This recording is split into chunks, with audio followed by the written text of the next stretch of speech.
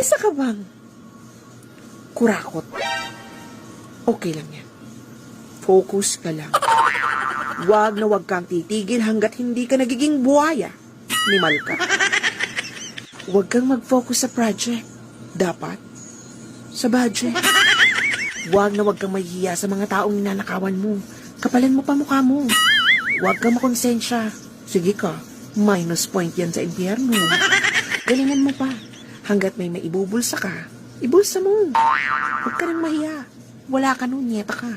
At kapag nakuha mo na lahat ng budget, ikain mo, ipang travel, ipambili mo ng bahay at lupa.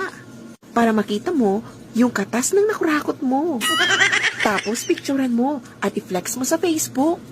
I-caption mo, feeling blessed. Thank you, Papa Satanas. Huwag kay Lord ha, baka bigla kang tamaan ng kidlat. Pumanaw ka. Sayang naman yung mga nakurakot mo.